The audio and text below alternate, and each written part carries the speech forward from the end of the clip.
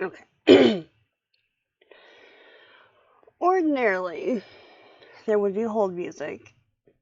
However, um,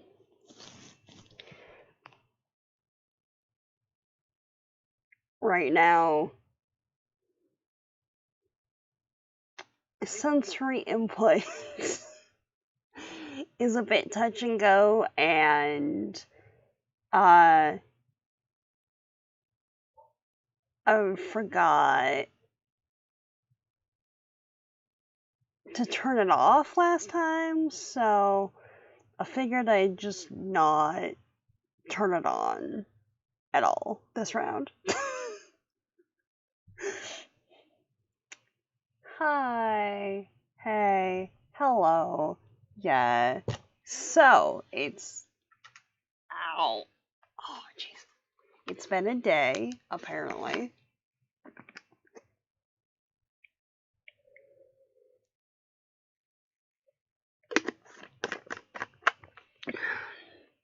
I was fine at like 12:30 and then lay down to rest my eyes for a second and then woke up at 6:30.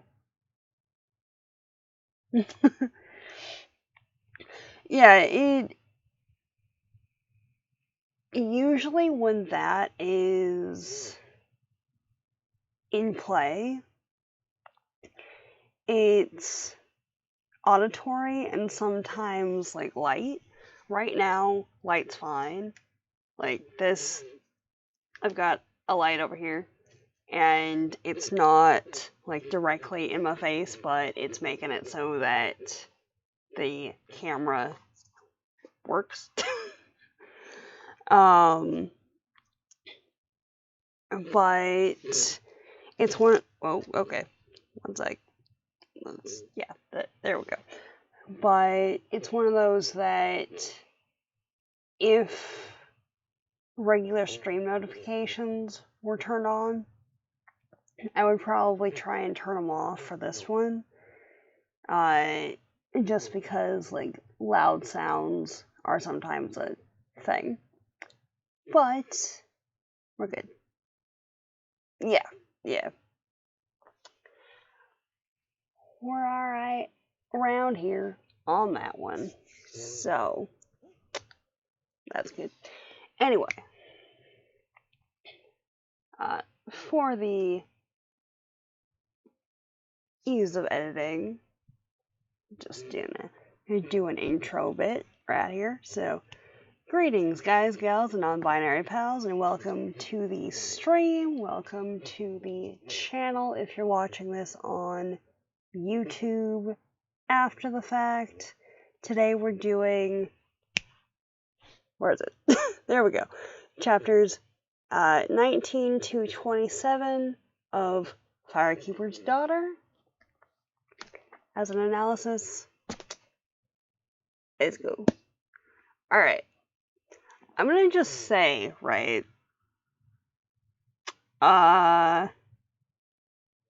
2004, 2005 Ren was very much being called out in here for fashion choices. So, just gonna put that out there.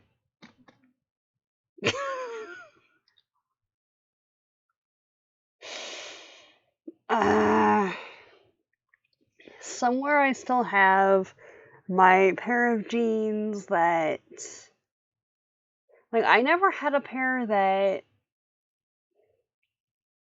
had a split all the way up to the waist, but I do still have my pair that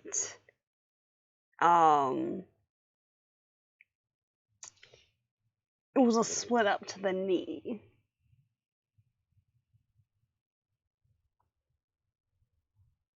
So there's that.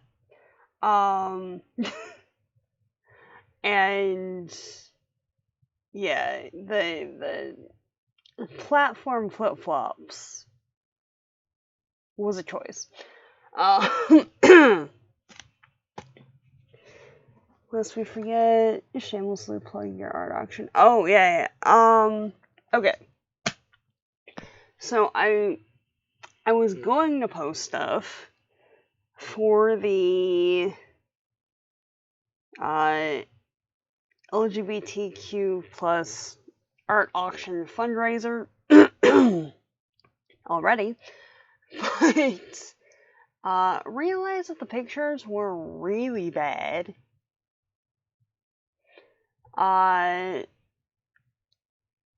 So reshot everything. Yesterday, I think. I just haven't had a chance to post any of it yet. But, being that my regular Instagram is a lot bigger, obviously it's been around for years, than the book Instagram, I think I'm just gonna pop the,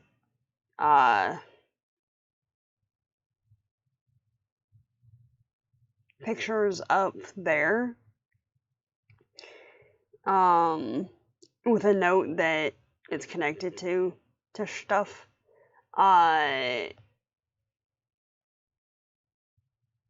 But yeah, so that should be up in the next day or so. And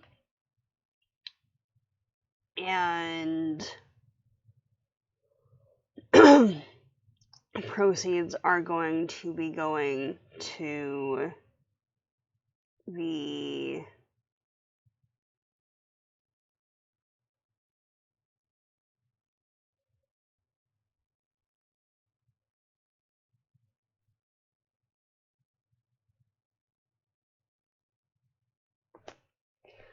what is it? 1 second, because now it's bugging me. All right.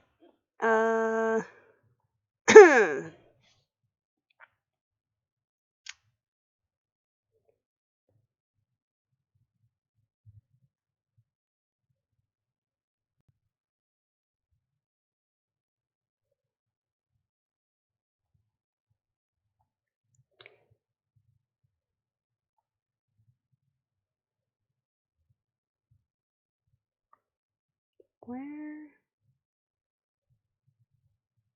I know I put it in here somewhere. I just cannot remember the actual name right now. And it's being a pain.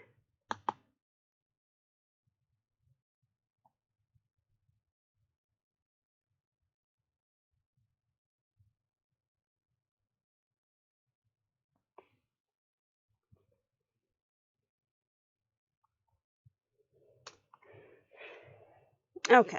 1 second. 1 second. While you try and load the actual thing. Okay. The Center for Black Equity. There we go. Wow. Anyway, moving on. There we go. Anyway, yeah. So, yeah. Proceeds will be donated to the Center for Black Equity.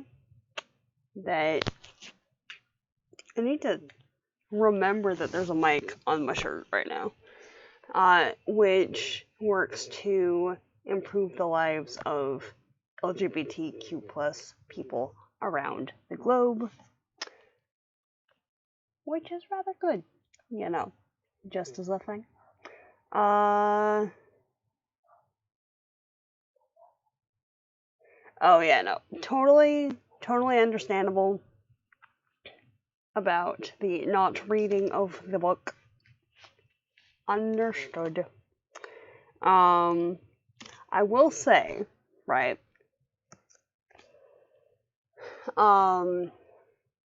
there's a lot of character development, right in these couple of pages here.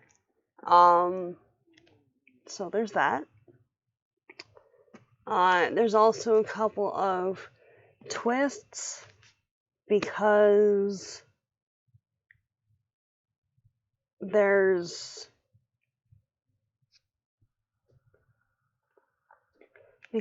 people that our main character is friends with who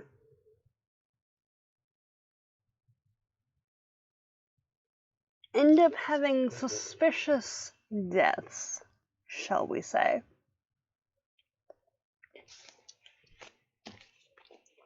So,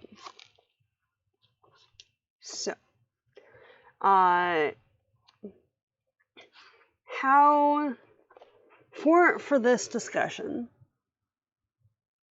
okay. I was gonna ask, just cause. Alright, so, as I'm just flinging bookmarks everywhere. Okay.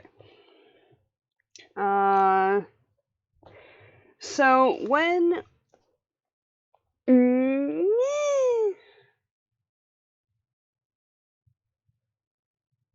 not shroom related, incidentally.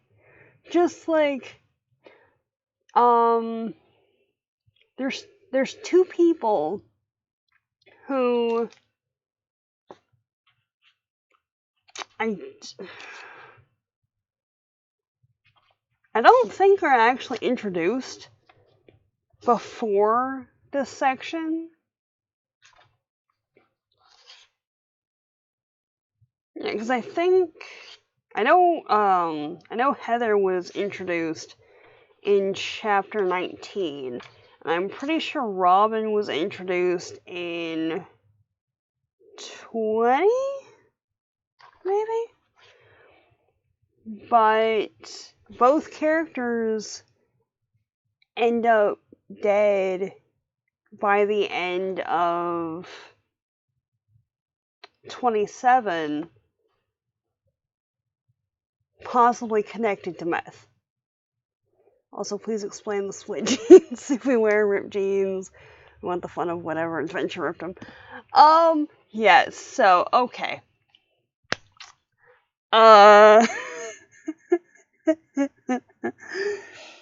Alright. For context. No. Heather is one of the characters who, okay. How to explain? Okay.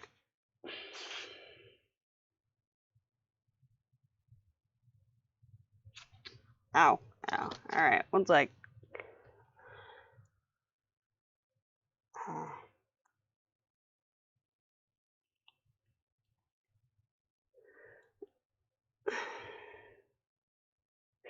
Okay, so Heather is kind of seen as one of the community druggies, if you will. But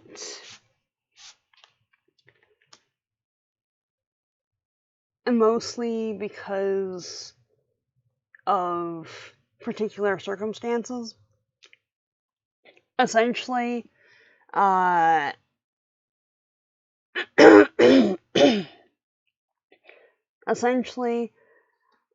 dad refused to acknowledge that she was his kid until it was beneficial to him, and then fabricated evidence or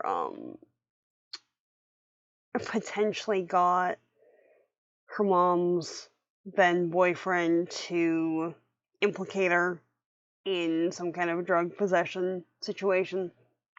So, her dad would be awarded custody, and because he would be the parent with custody, would be the one getting the dividend check meant for her from the casinos.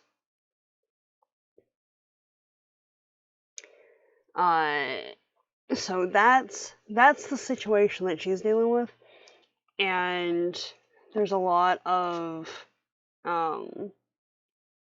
like, the community recognizes that it's wrong, and because of things that she went through, they changed some of the like restrictions and stuff on who could be a member or what the process of becoming a member would be. So, yeah. Now imagining CSI Squad rolling up, finding out the victim's a very minor character, and deciding they're not needed. I mean, you're not wrong.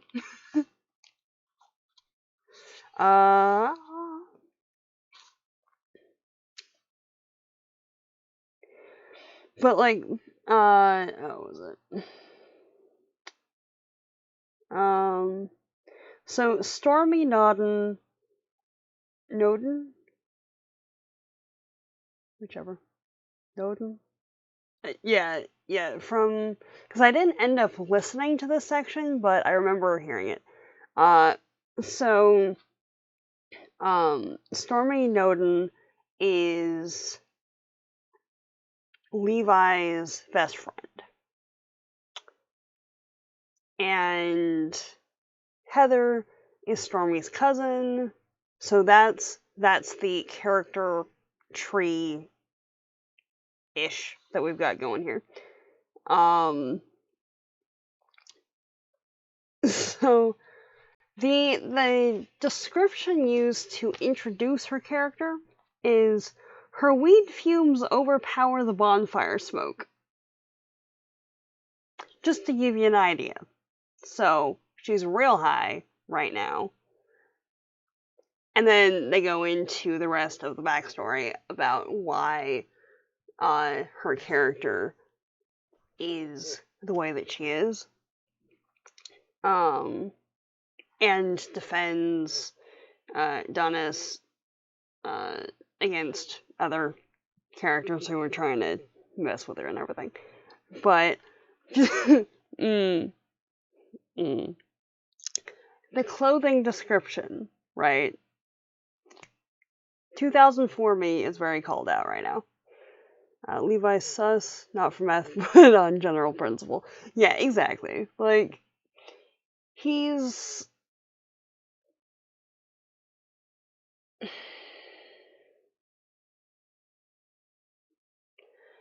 You see more positive aspects of him in this section, admittedly.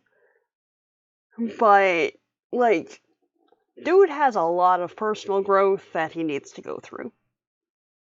Just saying.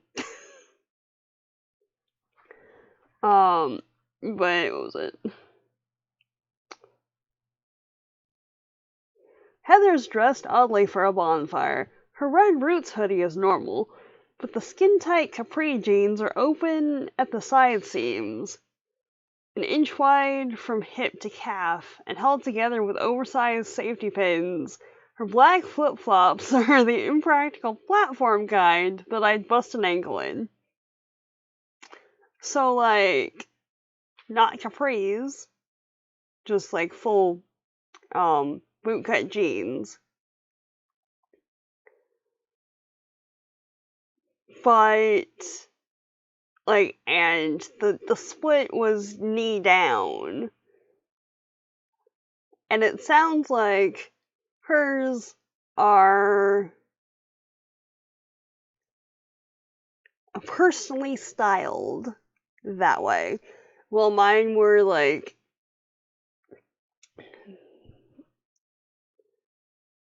the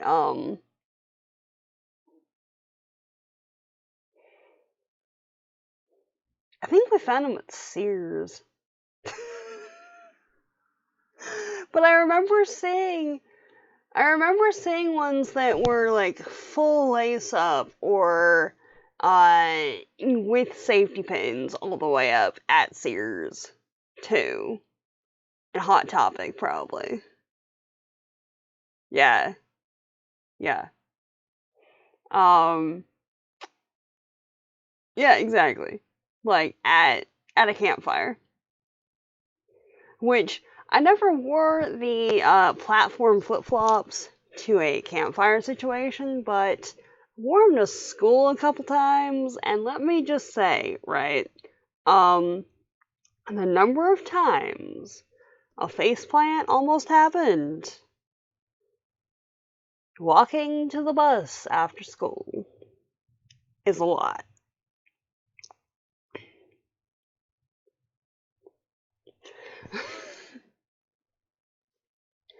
Yeah. Um,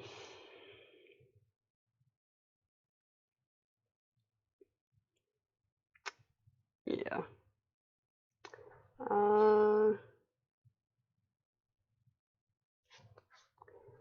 And then, oh, okay. So they've introduced Heather as someone who is connected to the drug scene in the region with the description of her smelling like weed. Which, fine, weed's a thing, whatever. But then she pulls out a couple of baggies from her sweatshirt, and what was it? The pills look like speckled candy. Quote, I got some Molly V. You and your boyfriend can go all night long. Got other stuff too. And she pulls out a sandwich bag with a half a dozen rolled joints in it. So we know from that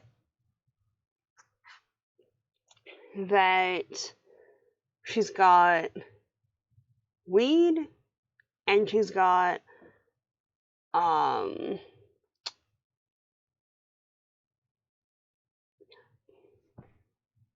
just registered what it meant. Okay, wow. Alright. So Molly V in this context is a combination of ecstasy and Viagra. So this is the first reference that I'm seeing to that existing as a thing. So there we go. But yeah, so they're setting it up so that's all that she has on her right now. That's it.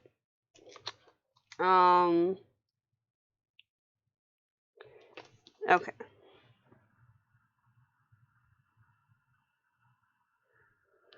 Recalling the day we wore heels to our science museum internship and the mentor had neglected to tell us we were going into the field that day. Oh no.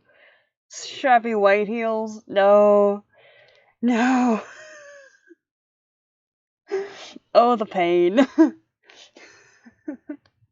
The pain and the dirt and the, oh jeez. Sounds like a really bad combo, and we feel bad for the partner who's expected to deal with the resulting energies of penis disorder. Seriously. Seriously. Oh,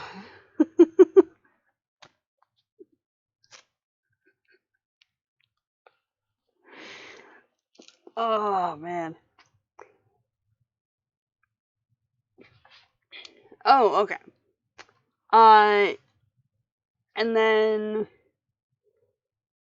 there's a point in here where they're all sitting around the campfire, And Levi's like, oh, tell us a story. Like, tell us a story. Like, we want to hear a story. Tell us a story. And Adonis says no because one of the ways that you're supposed to honor the traditions is to save the stories for wintertime. And one of the other characters just kind of scoffs and like, that's just so snakes don't overhear the teachings. And then she glances around the clearing and like, it's all clear, so we can say anything. And then starts in on a story, kind of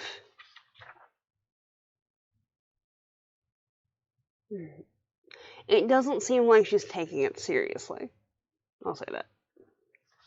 Or embellishing certain aspects of it.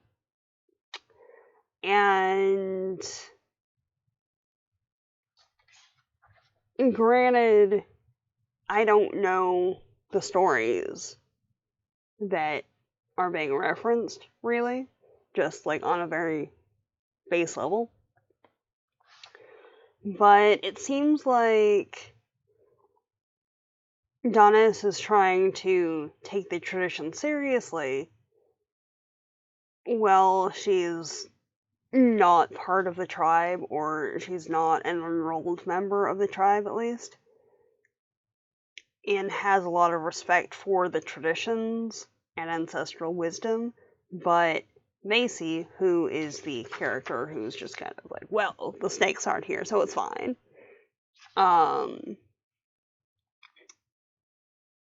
is having fun with the storytelling aspect and doesn't seem to actively appreciate or perhaps understand the traditions. I don't know. And just as an outsider perspective, right?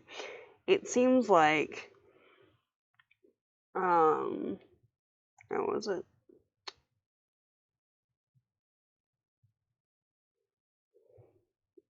When she's talking about not wanting the snakes to overhear, it could either be literal snakes or, more likely, fellow humans who want to deceive you into revealing your secrets. And if you only tell stories in winter, traditionally it would be in an intimate community or family setting where secrets would be kept secure.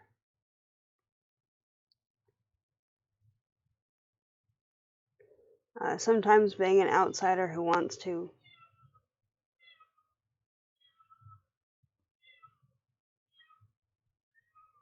Hey, Mel! Did you find a critter? Yay! You found a toy, Mel! Good job.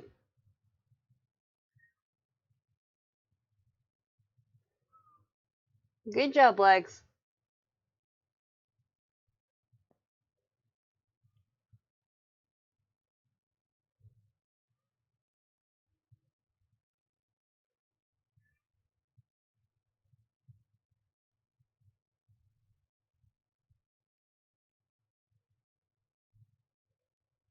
Alright. Okay. Anyway. Back to the topic at hand.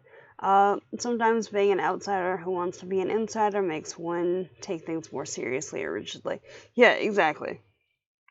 Exactly. One of those, in order to be accepted, you have to be the best possible version of whatever the topic is. Yes, very much the meow.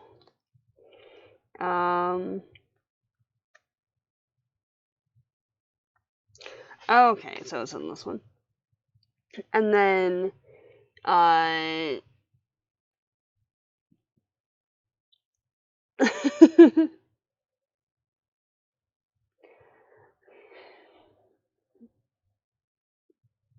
will say that Macy's riff on the story is kind of hilarious, though. But I don't know how accurate it is either, so there we go. Oh yeah. And Jamie was at the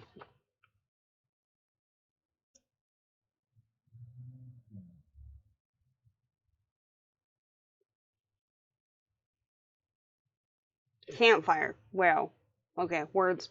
Uh, Jamie was at the campfire, so heard Levi call Donis, Firekeeper's daughter. Or as Angela Chen says, an ace, a gold star blank. Exactly. Exactly.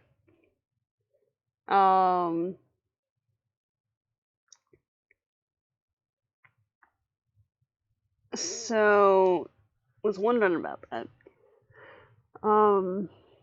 Apparently there's a teaching about the daughter of the original Firekeeper. She says, she starts each day by lifting the sun into the sky and singing. My brother calls me that sometimes, our dad's last name and all. He thinks it's ironic because I'm a really bad singer. I roll my eyes and continue stretching as the sky lightens. I don't like her story because she doesn't even get her own name in it. Her identity is in relation to her dad, Firekeeper, and then her husband, First Man, called Anishinaabe, and then her sons, named after each of the 4 directions. She gets stuck with the responsibility of lifting the sun every morning. What if she was tired one day and said, "Screw it, I'm going back to sleep"? I motioned toward the street and began jogging. Seems like a raw deal. All that responsibility, and you don't even get your own name.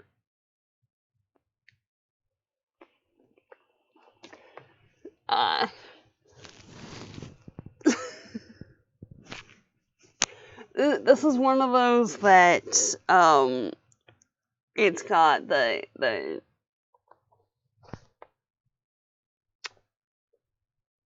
reverse stitching situation.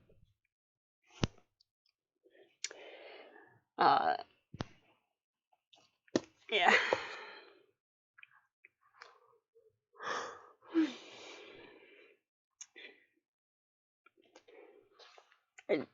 I do quite like this section though. What was it? In relation to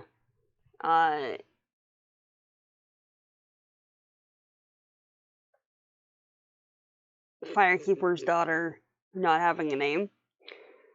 I should ask Auntie, the warden Anishinaabe, for the beams of light you can see when the sun hides behind clouds. In science, they're called crepuscular rays. I think the word is zagasso. If I'm right, that's what I'll call Firekeeper's daughter from now on. Her own identity. Zagaske. Yeah. The woman who lifts the sun every morning doesn't get a name. So it's like, which, being that it is a literary piece,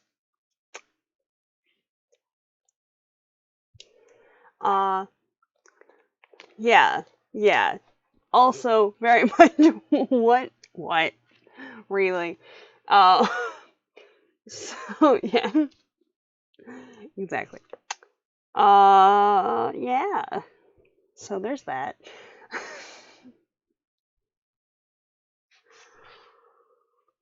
And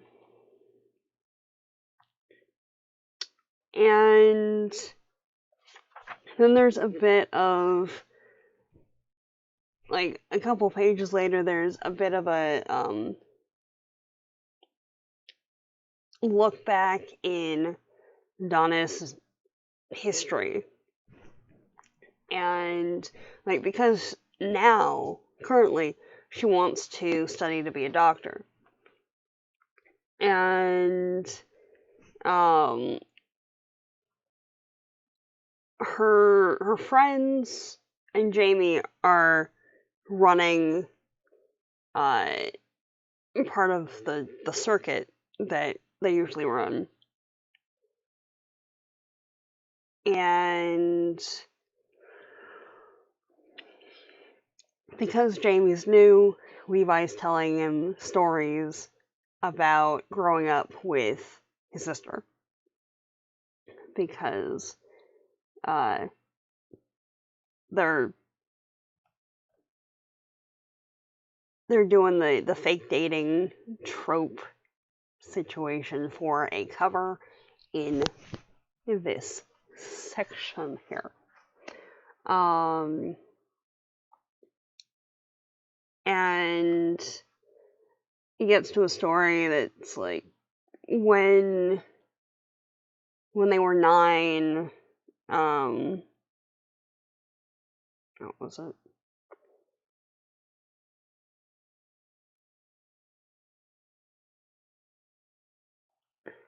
Levi seems weirdly invested in the relationship, right? Like, I get it, but also,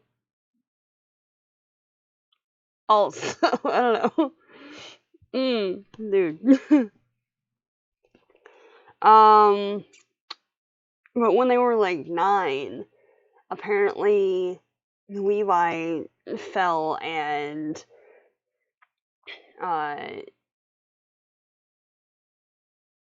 there was like, it was raining, so everything was slippery, and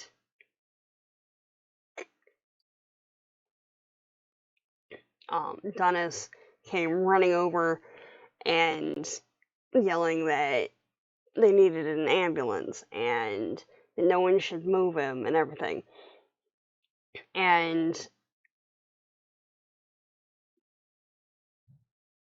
at this current point in time, he's kind of thinking that it was sort of hilarious that, oh, well, she was overreacting so much. But apparently it was right after, I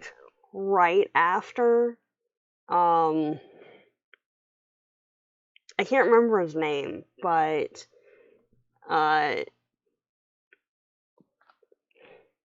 right after that Superman actor fell off his horse and became paralyzed.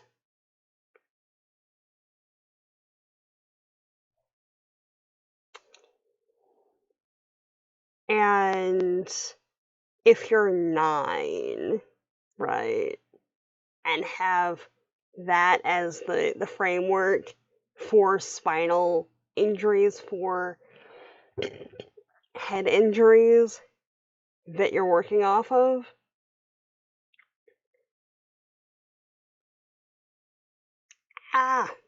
yeah, like you placed a bet on it or something. I mean, I wouldn't doubt it, really.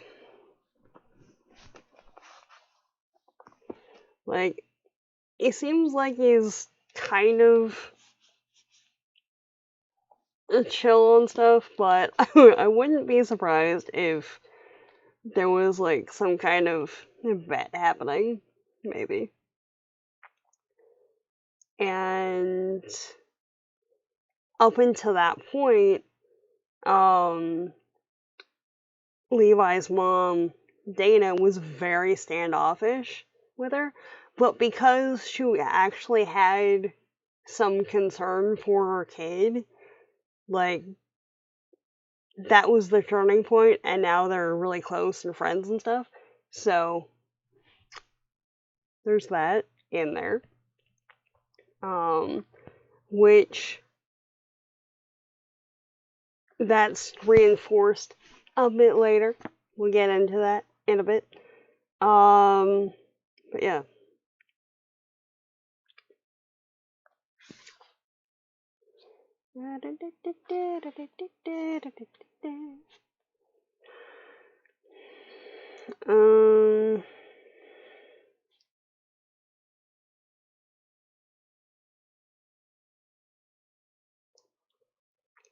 Okay. And then a couple pages later, we see what was it?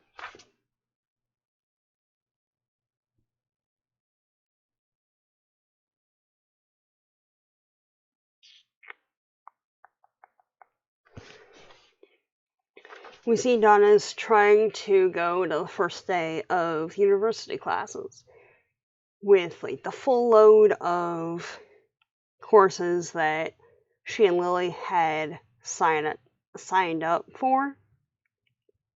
And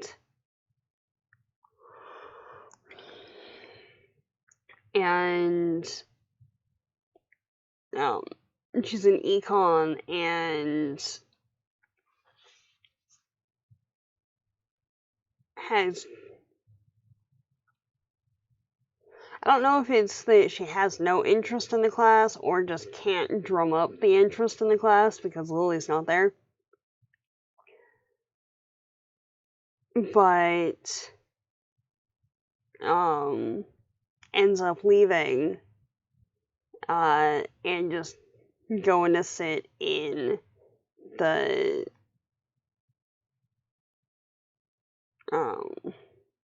cafeteria away from everybody, and her ex TJ's being a jerk and whatnot. And that's when we're introduced to Robin.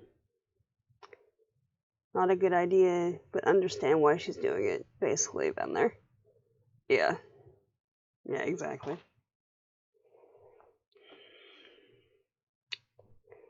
Exactly.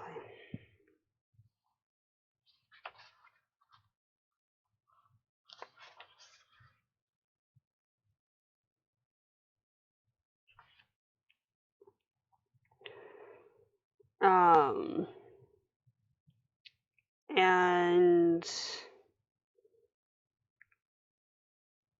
she's just not able to really get into into the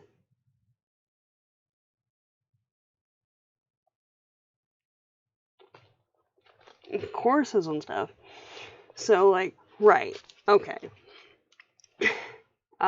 Robin just sits down with her and, okay, so, you're here because Lily was really excited about classes, and you were really excited about classes. You two were gonna take classes together. Alright, so, doing a full load right now, probably not the best idea. Just saying, like, you could try it. Like, try it for a couple days, see how it works. But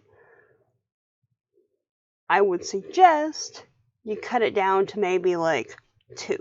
Alright? Which one were you most interested in? Plant morphology. Okay. You want to do that one. Which one was Lily most interested in?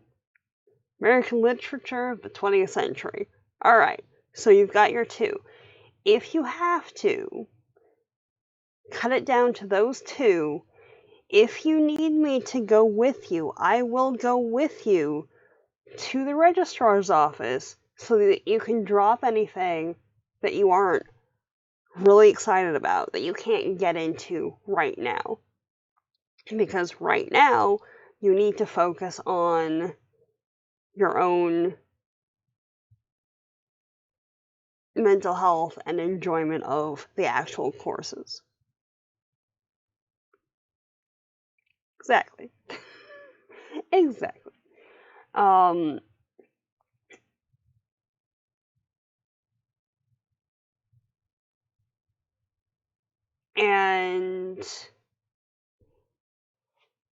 it's even more of a thing because Robin was the first girl who was allowed to be on the boys' hockey team at their high school.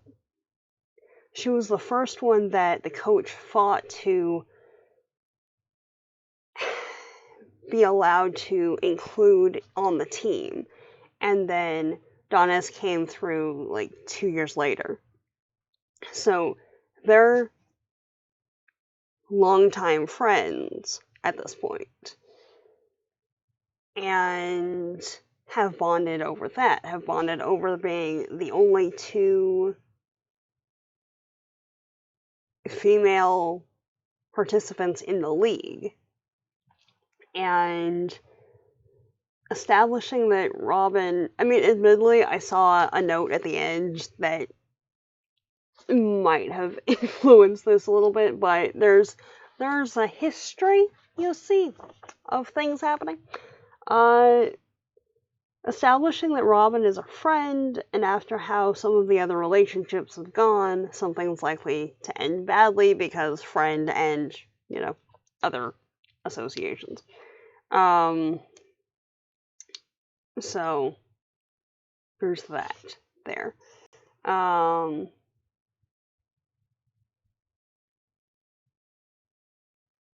Also, just like a random side note about Donna's trying to explain to the elders in the community how to operate an iTunes card and how you're supposed to use it, and like how to burn CDs and stuff, which I appreciate. Like, I don't remember the last time I even thought about burning a CD, just because. But wow. And especially in this part, because the community is kind of set up and the characters are mostly introduced, like there's some other characters that are introduced periodically, but the overall like world building is in place, so we start seeing like other elements introduced. So there's like bits of hilarity and then a serious moment, and then bits of hilarity and then serious things. So it's not intense all the time, and it feels more impactful when there is an issue happening. So we've got that, and just like, oh yeah, I'll grab my laptop. It's fine. Yeah, I'll show you how to work with it. It's great. Oh yeah, and a young woman's missing, a tribal citizen, Heather Nodden. She was last seen walking through Paradise on Monday night. Anyone with info should contact tribal police. So she's gone through like this little, oh yeah, we're doing this and we're doing this, and then wait, Heather's gone. What happened? What happened to Heather? What?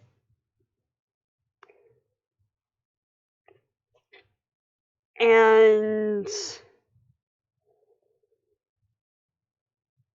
it makes a note to tell Jamie, because there might be some connection to the overall investigation. There might be something else happening. Who knows?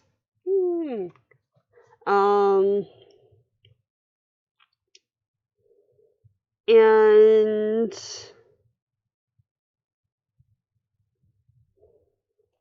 then there's a mention of Al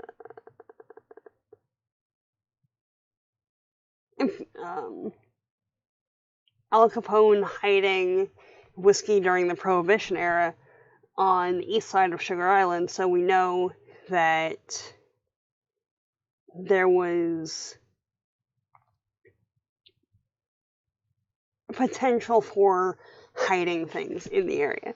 And there's a mention that every now and then a dead body washes up, and that scares away most people. So we don't know at this point if it's a meth connection or if it's just weird circumstances. So there's also that. Join the original 80s Mean Girl quick.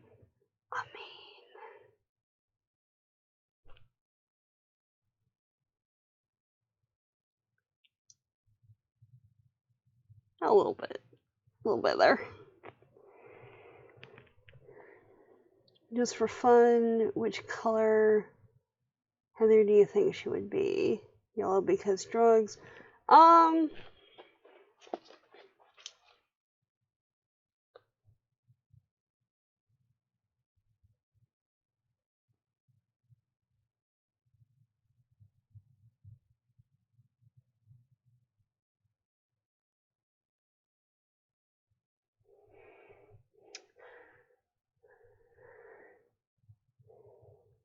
with the backstory that she's got, because we haven't really delved into that so far, but it's like, it's a little bit in here.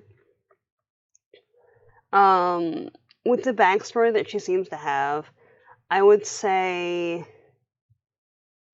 Pink, because if I remember right, that's the one that there's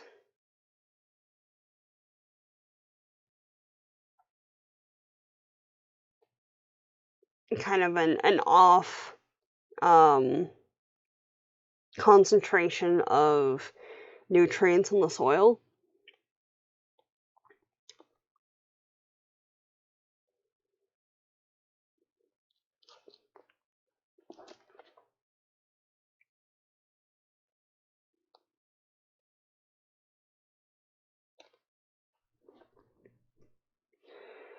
Also, right, we've got Bucky Noden, who's Heather's great uncle, right around here, same page as that. Seems really scattered, and it talks about how he used to go picking mushrooms with his great grandma on Duck Island, which is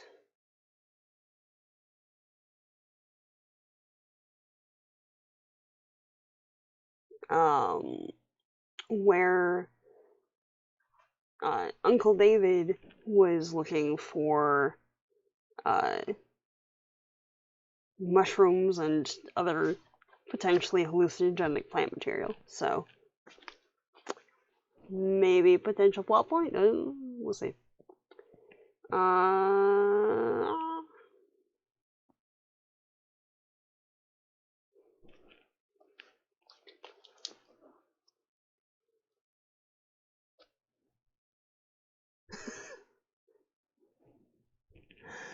Okay, in full disclosure, I have not seen the movie Heathers or The Heathers.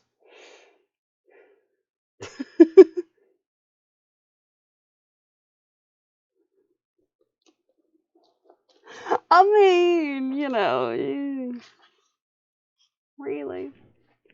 And then there's a mention that the little island within an island is full of mushrooms, something about the soil and moisture. All of the old trees haven't been chopped down. And then one of the other elders, Sini Nimki, is scowling from across the room. So, no idea if that has anything to do with anything else, but it's in there. Right there. But we know that the mushrooms have a particular ecosystem sort of requirement that Duck Island is very much part of. Alright. That's just like the first 2 chapters that we're going through.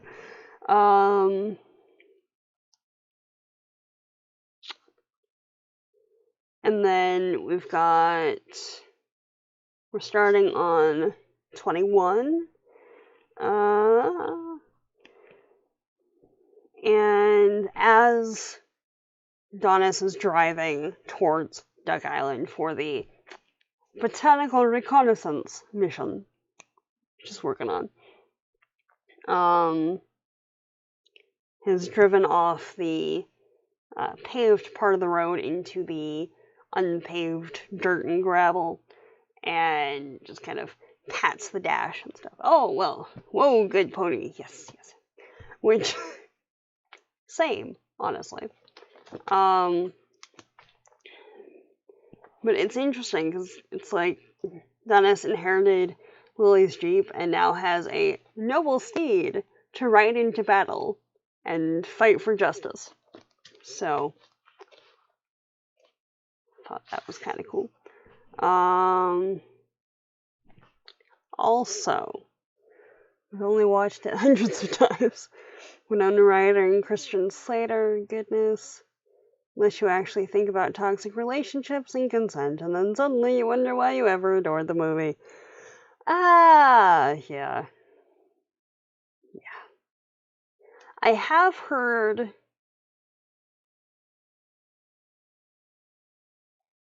people really like it. I remember hearing something about it being based on a book, I don't know. But, yeah, I know a lot of people like it. Just never saw it. Oh, yeah. Also, right, the descriptions of the field collection kit is just on point, right? Backpack with clear storage bags, a roll of tan masking tape for making labels, and a black Sharpie. We've also packed a map of the island, folded so the panel only shows Duck Island, along with bottled water, latex gloves, bug dope, red cotton yarn, because, if you end up not retrieving all of the yarn, at least it decomposes, so, yay.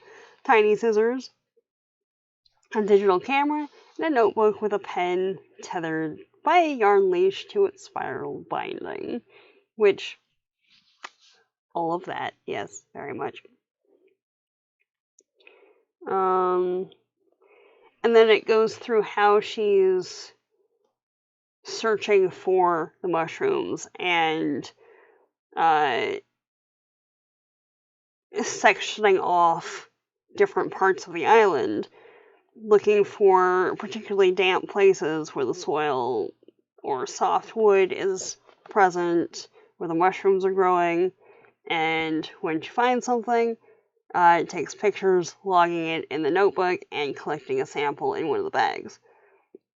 So, you have to specify tan. Doesn't masking tape only come in one color?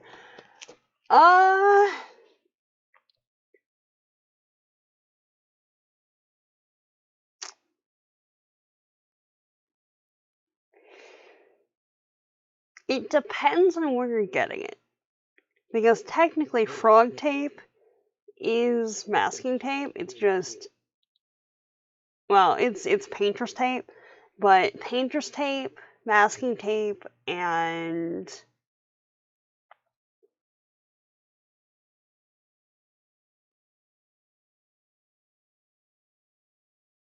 I think something else tape are all relatively similar. That and masking tape is the easiest one to remove. So if I remember right, it's sometimes used as set markers for characters, like the position markers. And going off, like, if I'm right on that one, which could easily not be, but if I am, at least currently, or at least in the last decade,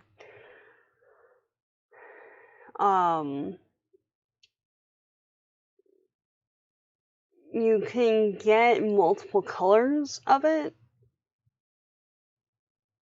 So, yeah, painter's tape was the easiest to remove. It is, but it depends on the stickiness factor. Because there's some that is pretty easy to remove. There's some that isn't. I don't know. But, yeah. It also depends on the age of the tape itself. So.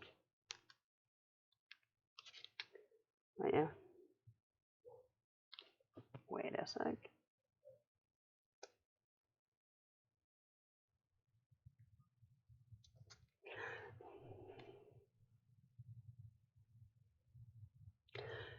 Firekeeper's daughter, who raises the sun, just keyed into that.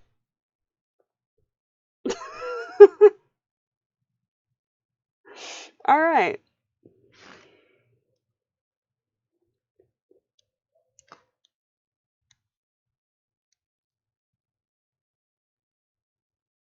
Interesting. Interesting indeed. Okay. Alright.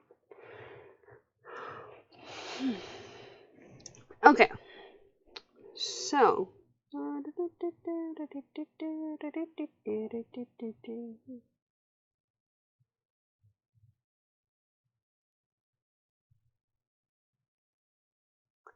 Exactly. Whoever did the art for this was on point.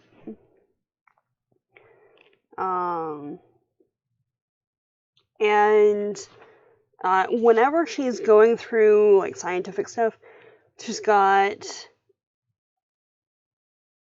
depending on how you want to interpret it, the spirit of or the voice of, the memory of her uncle just kind of talking to her,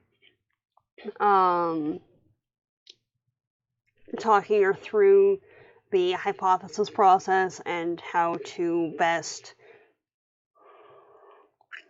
analyze the data that she's working with.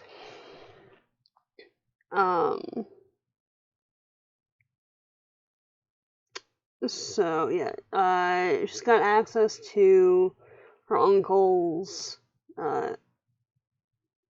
reference books and things like that.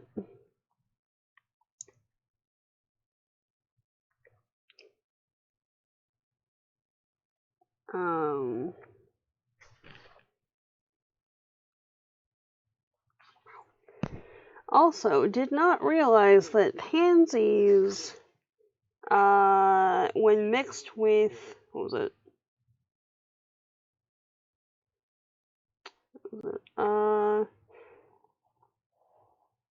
Grandma Pearl gathered pansies. She mixed them with melted bear grease as an ointment for my dad's eczema. I drank tea made from dried petals she kept in a coffee tin. She boiled purple petals to use as a dye for strips of black ash that would be twisted into weaving for colorful accent in our baskets. So, did not realize that pansies could be used for all of that. Leave your descendants books with helpful notes in the margins. They will thank you. Exactly.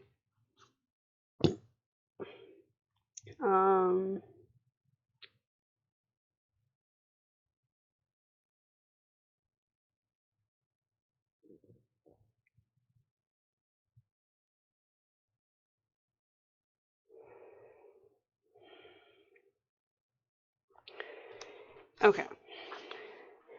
And then, what was it?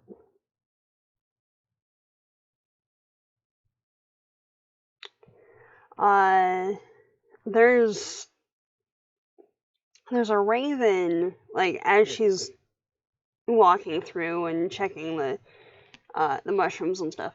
There's a raven who stops to rest at one of the boulders right by the edge of the pansies that pansies have always been a positive flower for. What was it?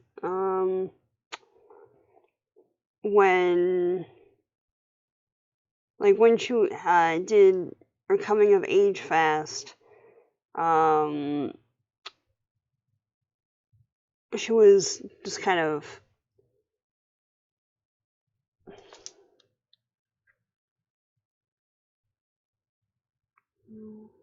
oh yeah.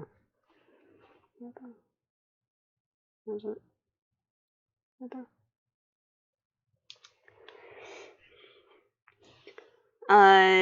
When she was doing her coming of age fast,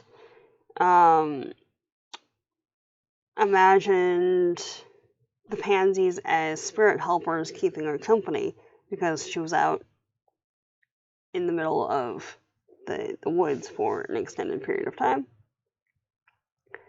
And right next to a patch of pansies, a raven just kind of lands. And in the lore, the raven, or Gagagi, discovered that his gift was solving problems. So connecting different beings together because one could help another, and exchange of knowledge and things like that. So she goes towards the raven to ask, like, oh, okay, hi bird, how will you help me? And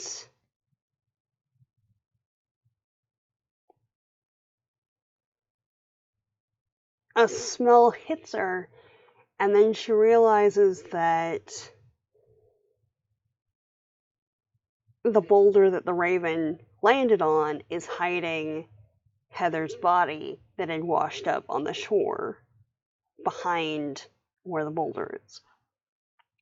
So that's where we end chapter 21.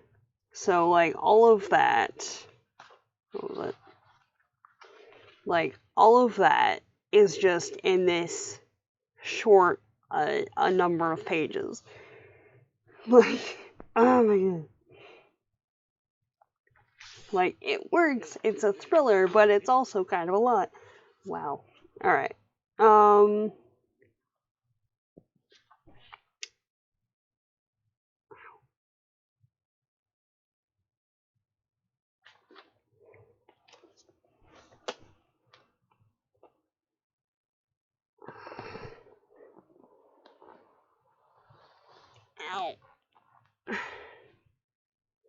Exactly.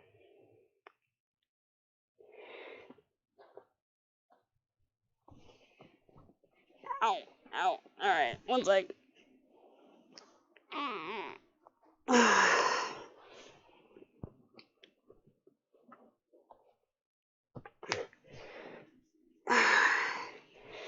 Doing a resituate.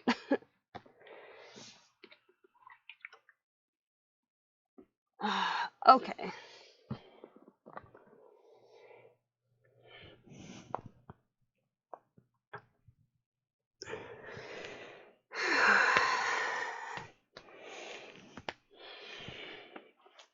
Alright.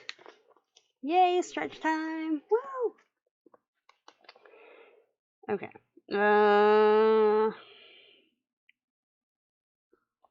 And then because she's potentially connected to another death, TJ's being a jerk and like interrogating her to see why she was out there. Like, I called y'all because there's, someone died. Can you chill? So there's that. And because her second friend died in a matter of like 2 weeks, her mom's very, maybe not overprotective, but like very high key right now.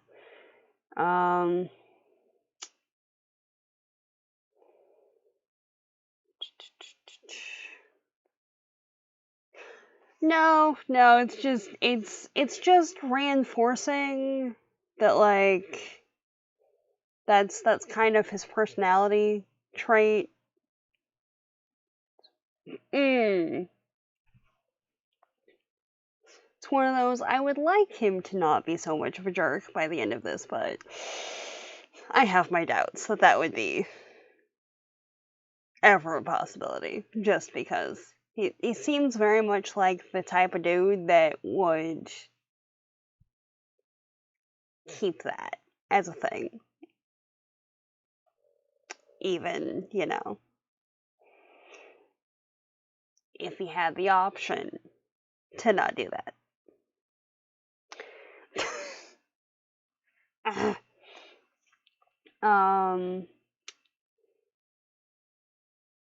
And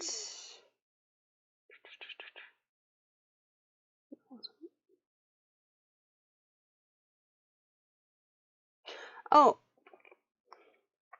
so apparently, their cat Harry is named after John Harrington, who was a member of the Chickasaw Nation and was the first Native American to walk in space, which I thought was a cool little factoid, and brought an eagle feather to the International Space Station. So, yeah.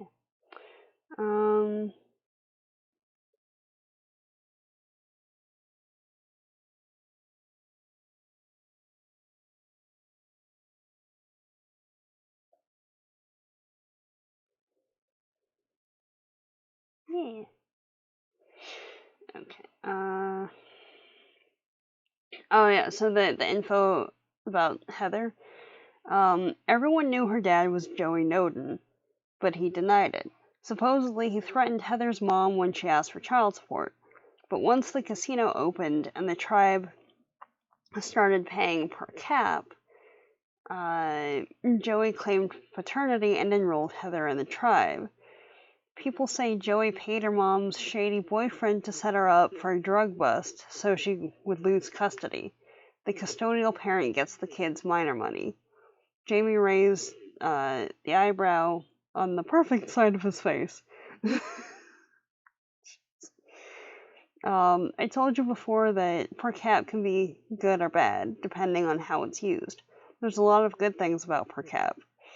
Auntie buys back land on Sugar Island that was sold to the Zaganash during hard times. So we've got the two sides, or two of the sides of the dividend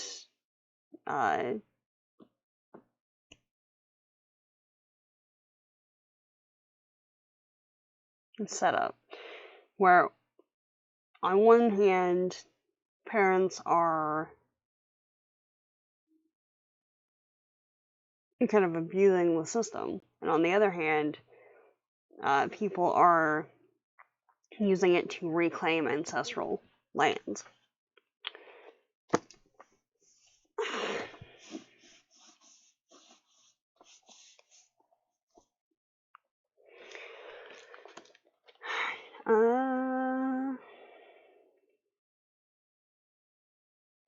And then we've got some, character development up in here where, Danes is actually looking at Jamie and seeing that he's maybe more lost than you'd like everyone to believe. There's nothing in place to ensure the miners' money is safe for them or spent on their behalf. Yeah, exactly. So we've got, is it possible that whoever he really is, he has no community? I could tell him what I know, share information that isn't about the investigation, but might be of interest to whoever he is behind this shield.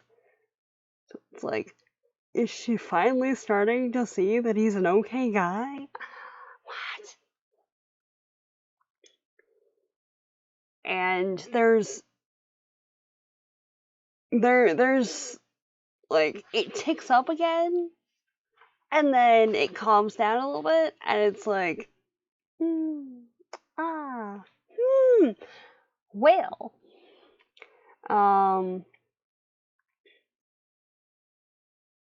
what was it?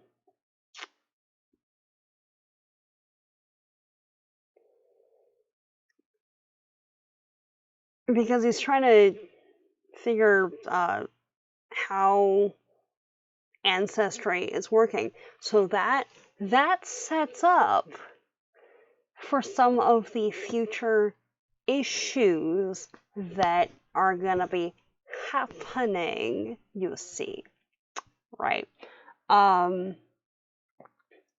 Yeah. So there's some other bits in here, but a real real strong one. It doesn't have to be that kind of romantic conflict, just saying. Right. It wasn't just generational trauma that got stored in our blood and passed along, but our resilience and language too. So the tribe voted for blood as the way to help children reestablish their blood connection, and for adults who got adopted out to find their way back to their family.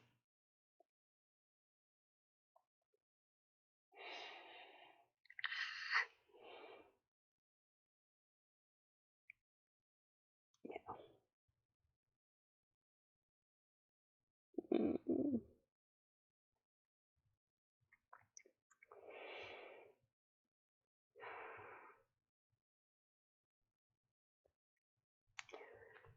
Also, this is the first mention that we see of perhaps someone messing with evidence, because Jamie's talking about how Heather had a bag of weed and another one full of pills and crystal meth in her hoodie when she was found. But she didn't have any meth with her, just the pills. So there's a bit in there that's like, alright, so who's messing with the evidence? Who, did someone drug her? Did someone drug most of the people who have potentially died in this course of events? Who knows? But yeah, there's that.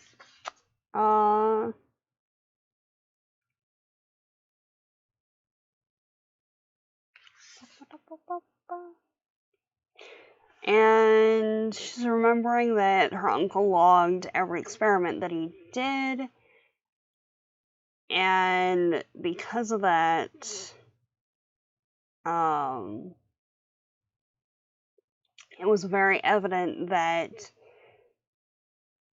when he hadn't been making notes and keeping notebooks and doing experiments and things over the past year, couple of months, however long he's been part of the investigation, it's because he went missing before he could provide any evidence. He discovered something he wasn't supposed to know, and that's why he isn't here. So, more impetus for why she's doing what she's doing now, and how to best frame going forward.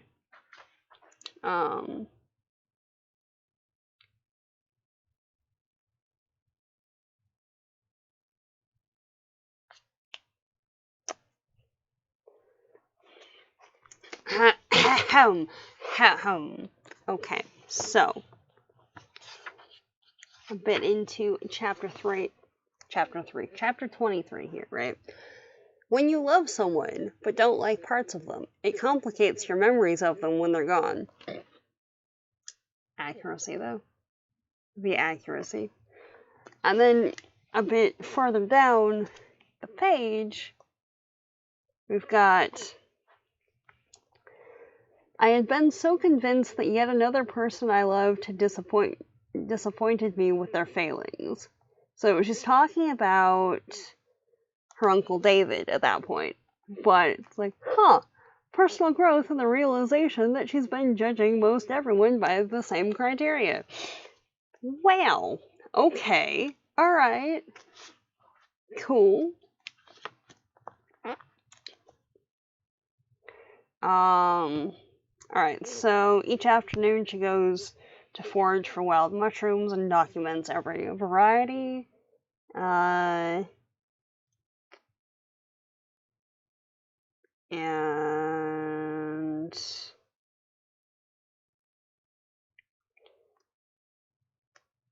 finds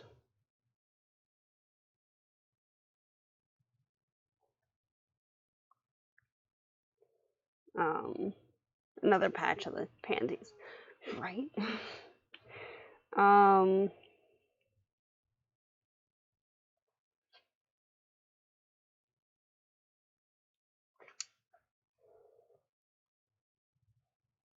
And then there's another note down here. Auntie told me once that a girl needs at least one grown man in her life who sees her worth as inherent, values her just as she is, not dependent upon her appearance or accomplishments. Are lost girls the ones who received other messages about their value?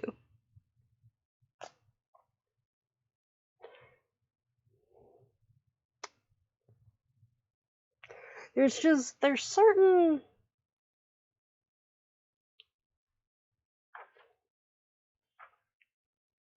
certain passages in here, right?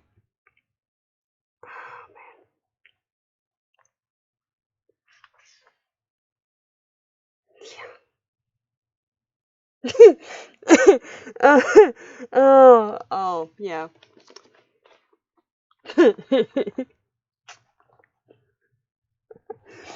Alright, now, I'd forgotten about this bit.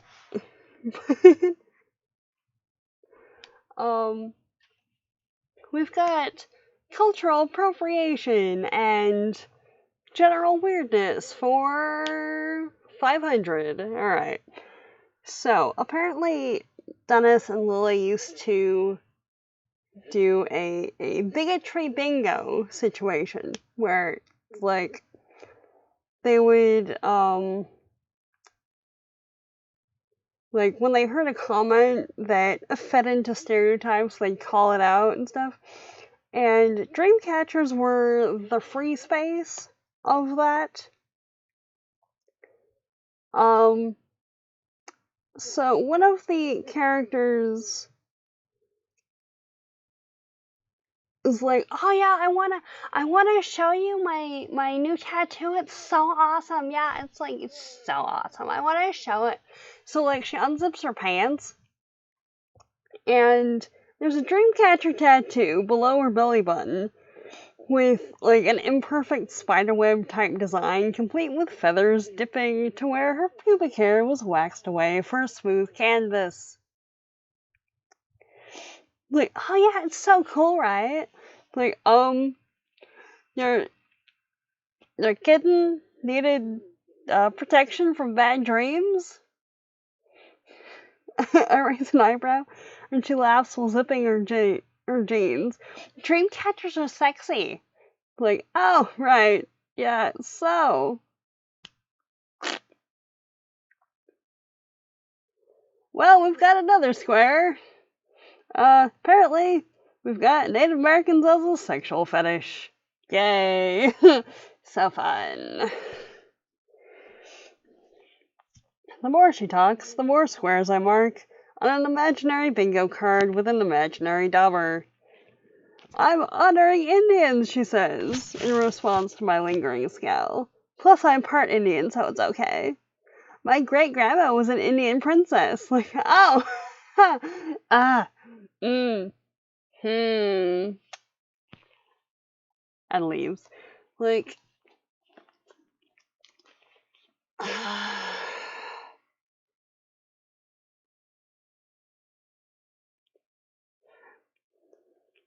the number of white people I've seen with a dreamcatcher tattoo is so high. It's so high. Oh my god.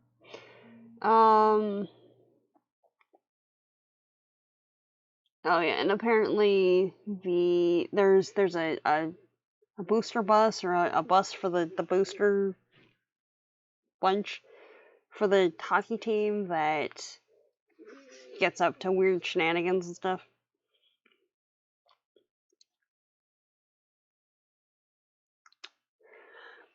Alright, just from a scientific perspective, okay.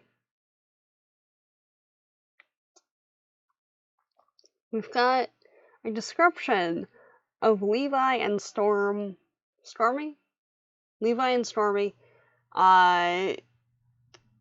exiting the game that they just played and trying to get to family members, right? It's like watching a human depiction of phagocytosis, where my brother and his best friend with my brother and his best friend playing the part of bacteria getting swallowed by the crowd as one giant feasting amoeba.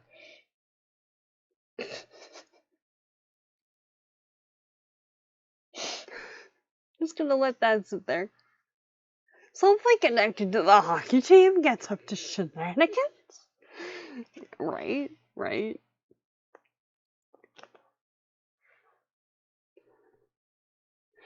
And, at one point, like, what was it?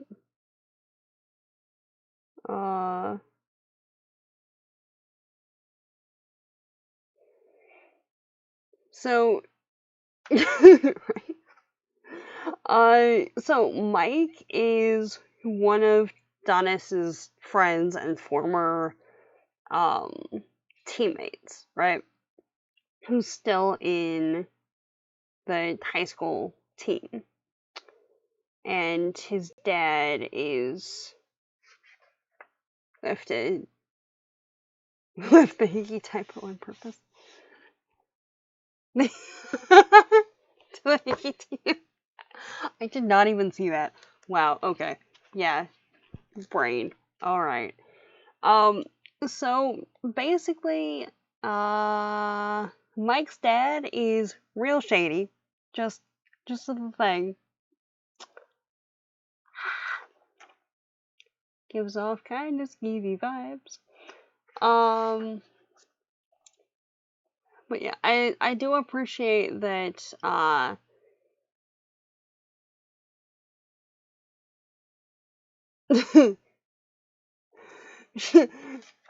Dennis makes a comment about, how it's strategic to let a messenger live on the, on the ice, and Mike just replies, like, it's hockey, not the art of war. Like, son, hockey is the art of war. Wait, you read Sun Tzu? Like, no one needs to know I learned military strategy by watching the Disney movie Mulan 100 times with the twins, so there you go.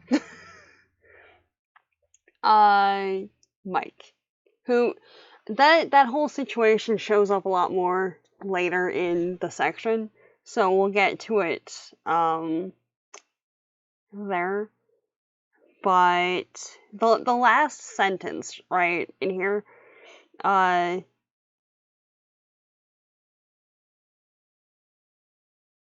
because Grant, or as she usually is referring to him as, call me Grant, because he said to call him Grant, is Mike's dad. And it was it, call me Grant's ice blue laser, what was it? I nod before wandering over to the vending machines. It's the only excuse I can think of to get away from call me Grant's ice blue laser stare. What was the word Iran used to describe when your spidey senses are tripped? Hinky. Because he's being real weird. I mean, the both of them are, but we'll get to that in a second. So, yeah.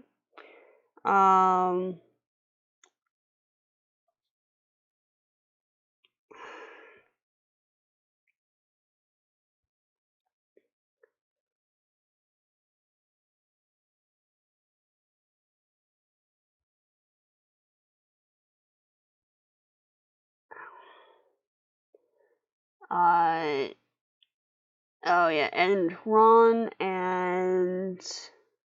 Exactly, listen to the spidey senses. Ron and Jamie are asking for info about the community. It gnaws on me. It gnaws at me. The way they want bad stuff without knowing the good stuff too. It's like you haven't earned our stories, I say. Fair point. If the community were an ill or injured person, the FBI would cut out the infection or reset the bones. Amputate if necessary. Problem solved. I'm the only person looking at the whole person, not just the wound. So, yeah. And then there's another instance of racism in the community. there were some people against hiring Coach Alberts because he's black. Maintaining our proud hockey heritage, which is just code for hockey's for rich Zaganosh boys. My dad went through similar bullshit. Hockey might not give a rat's ass about skin color, but some of its fans certainly do. So, don't know how much that's going to play into the rest of it, but that's definitely an element in there. And Coach Alberts was the Soups coach for the last 2 years. So it looks like there's the general coach, and then there's the Soups coach, and then there might be another one too, I think. Oh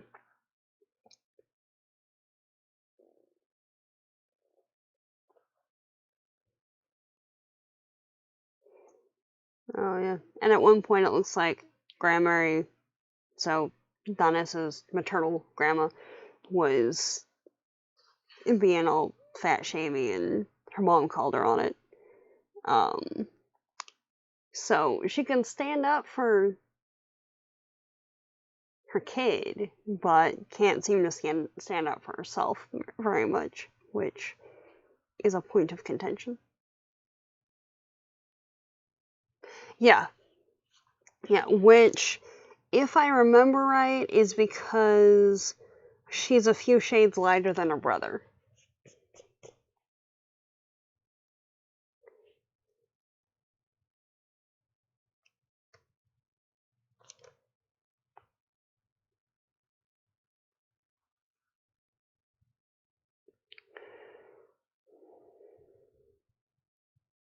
Okay, here we go.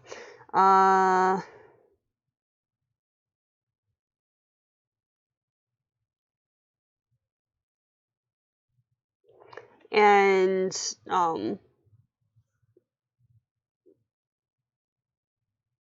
Mike's dad's being like real weird and stuff because what was it? Right now they're at Mike's house, essentially. Yeah. Yeah. Yeah, she was lighter than Lily, I think.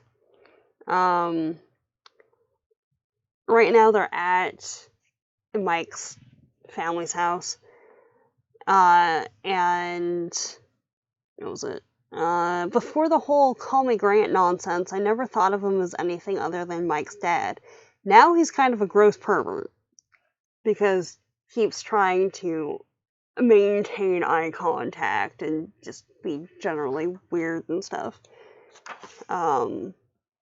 So there's that. And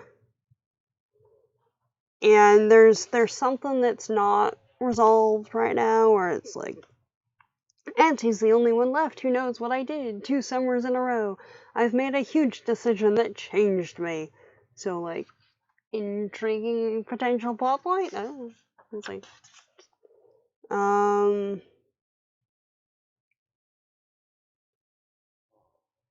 yeah. And in order to do a little mini spy mission on on Mike's dad, like, she wants to get Mike to help her set up a new phone because he's the tech genius out of the bunch, and ends up dropping her phone in his room because his room shares a door with his dad's study, so has to go back and retrieve it because it got lost, and in the process goes to sneak some photos of the study and the books and everything in there in case he's got anything to do with the meth situation, because he's being shady as hell. And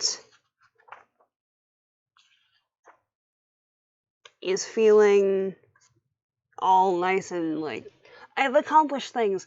opens the door, because there's a bathroom connecting them, opens the door to the bathroom to go back into Mike's room, and Mike's just there, staring at her. It's like, oh no, like, it's no use. I know what you're up to. So she's panicking, like, oh, okay. So he knows that I'm trying to spy on his dad. This is bad. This is bad. This is, wow, okay. That's, right. How do I deal with this? And apparently his takeaway from the whole situation is that,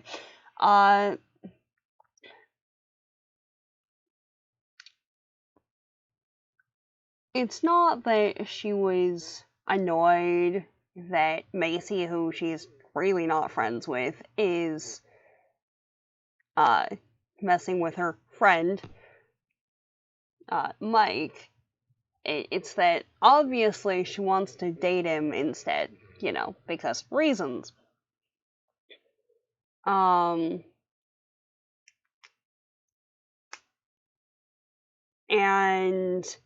he goes, like, he goes real fast. Yeah, very much. Goes real fast from, like, I mean, obviously you've been trying to hit on me and stuff, like, all day, because, like, you've just, like, been throwing yourself at me. Like, I'm dating Jamie. Like, well, obviously he's not gonna stick around, so that's not gonna go anywhere. And it goes from, like, you should date me, to, oh, what was it? Like, to, like, wait, is it because I'm younger than you are? Is that what the problem is? To,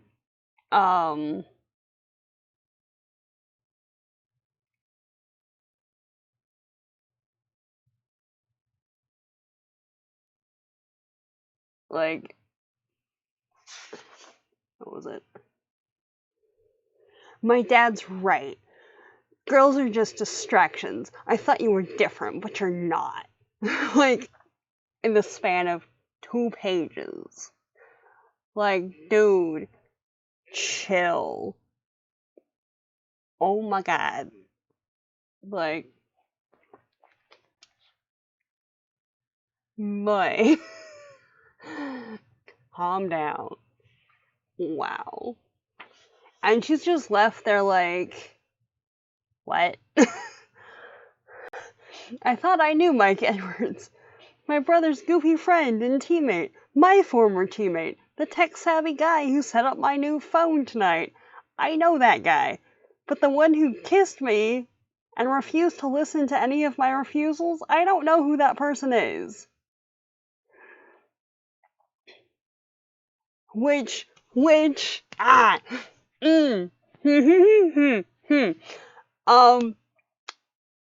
In contrast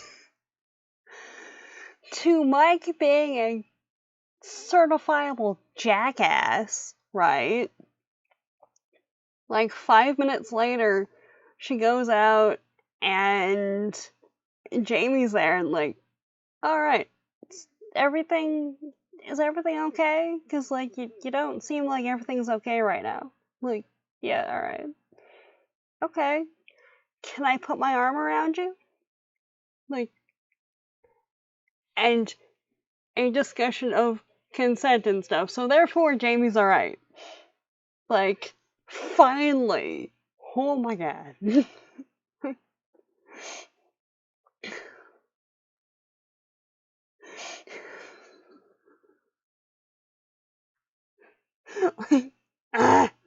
Jeez. And on the ride home, like, they hold hands, and, she's not freaking out about it and stuff, and, on the, like, when they drop her off at her house, yes, exactly. Consent is sexy. Consent is fabulous. Oh my god. And when they drop her off, they end up kissing each other on the cheek, and it's like, it's adorable. Like, alright, that right there, fabulous. Okay. Is this whole big thing, where is it? Right in here. Awesome sauce. Alright. And then there's some more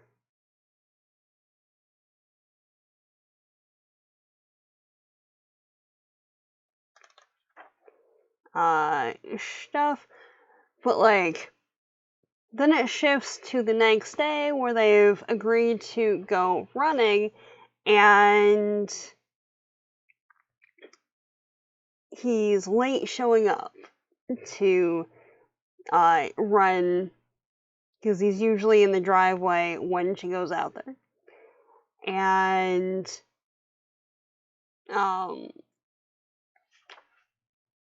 he's more reserved and like pulled back and everything. And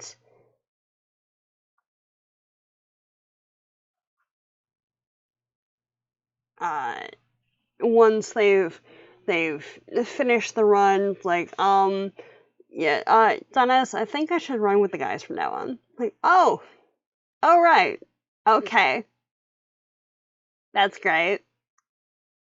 Ah.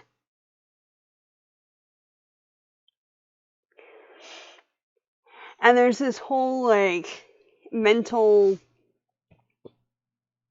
thing happening of,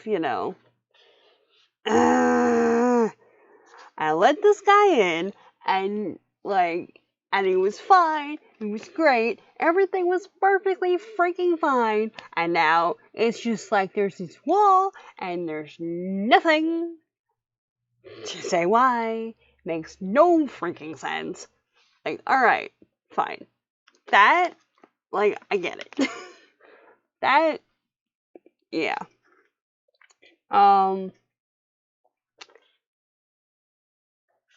So she's in this, like, real wonky headspace of, like, what even is reality right now? And ignoring everyone, doesn't want to return her aunt's calls because she can only BS so much, which, understandable. But shows up at the the senior center,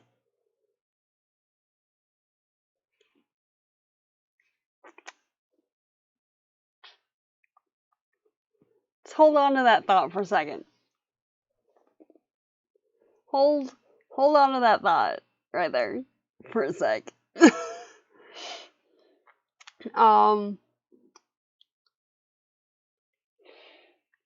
But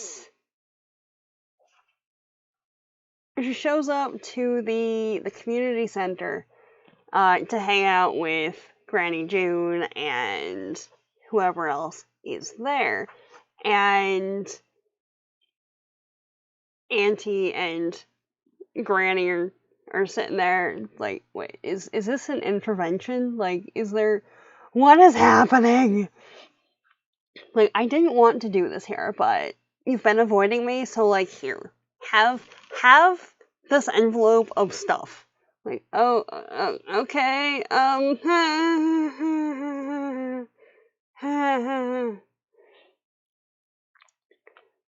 so she pulls out a picture, and it's a colored photo of Dad and, like, of their dad and Levi and her, and on the back, what was it? It says Indigenous. By putting, yeah, right? By putting the N in front of her name, it's a possessive, so like my daughter.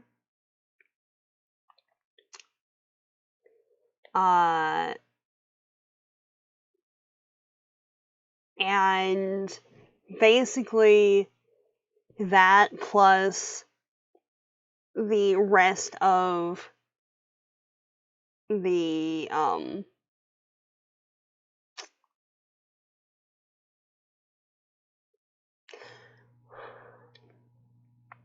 essentially, in order to become an enrolled member, you have to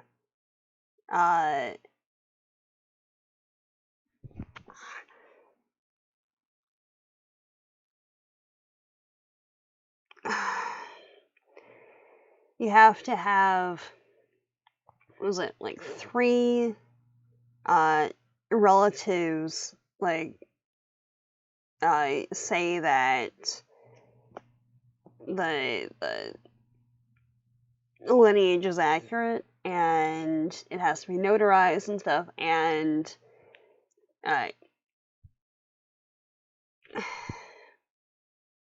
then like there has to be 3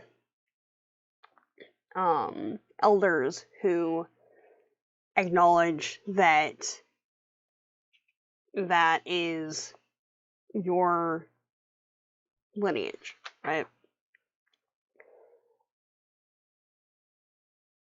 And 25 people show up to say that she's part of the community.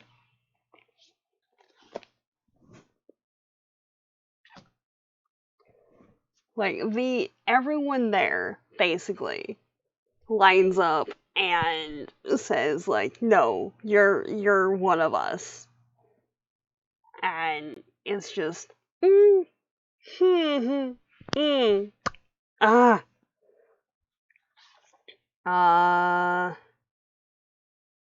yeah. Oh man.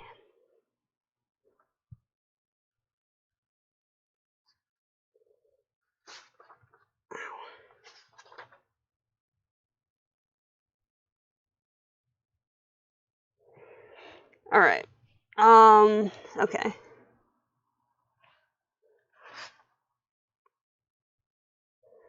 Yeah. And then they're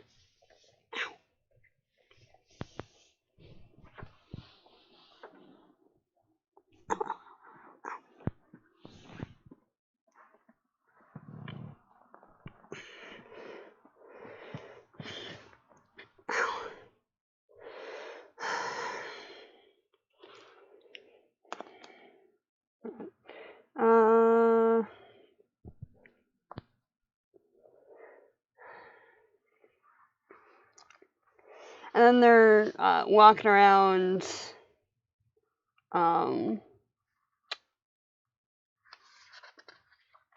at the thing, the away game, if you will. When Ron and I walk back to the bus for the ride to the hotel, he deliberately slows his steps to separate us from the boosters. I hope you can understand, Dennis, why I told Jamie it might be better to cool it with the boyfriend-girlfriend act. Ron says quietly. Wait, what? Is that why Jamie acted strange on Monday? And has been so standoffish all week? Like, undercover operatives, especially young field agents, sometimes get too enthusiastic about their assignments. They develop emotional connections with suspects or informants. It happens often enough that senior field agents like me know what to look for. Ron waits for me to say something. When I don't, he stops walking. What I saw Sunday night? At least one of you was not acting. And then what's it?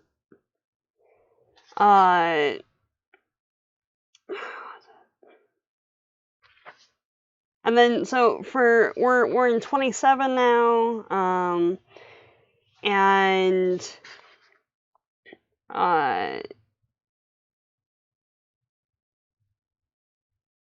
Donis is very definitely into Jamie, but whenever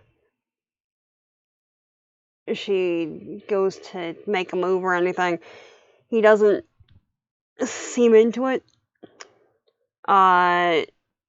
So at one point she says, listen, I don't care what Ron says about emotional connections or whatever.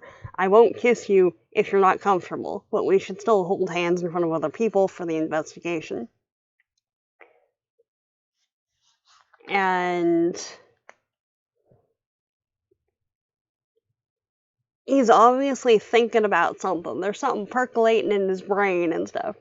Like, what happens when someone finds out which tribe they're from? Like, okay, so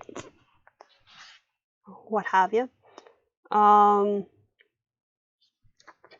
then we find out that Jamie was adopted out. So he doesn't really know who his people are. He doesn't. That's why he doesn't know his family history. Families search for babies who were adopted out before ICWA, the Indian Child Welfare Act. The federal law to prevent the removal of Native children from their homes and tribal communities. Some people set an extra place for them at feasts. And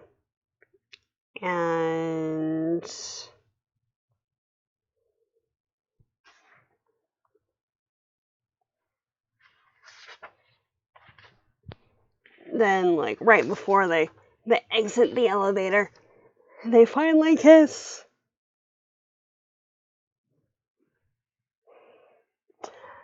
And then Mike's dad is very definitely being a pervy ass,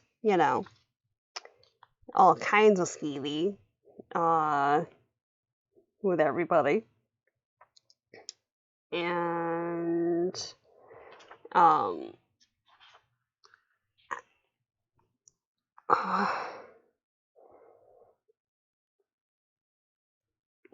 Donis gets her own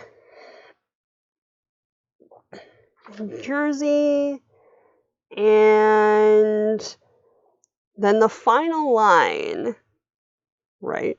The final line in 27 is a text message from Auntie saying that Robin's dead, and TJ says that it was a meth OD. So that's where we are.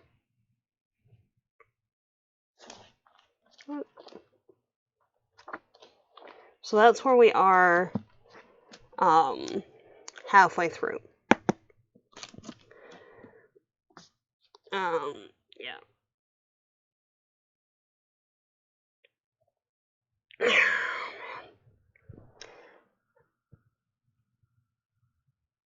Yeah. Ow.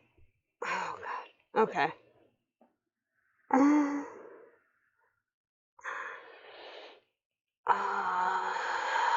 There hasn't been a month quite this bad for a while. Oh, God. All right. So,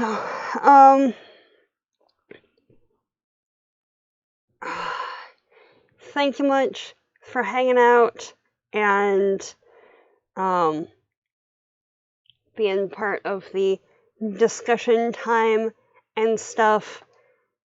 I'm gonna just end stream for today because I feel like death. Oh my God. Oh. Anyway, see you later. Have a good one. I'll talk to you later. Bye now, friends. Alright. Much loves, and thank you for snuggles.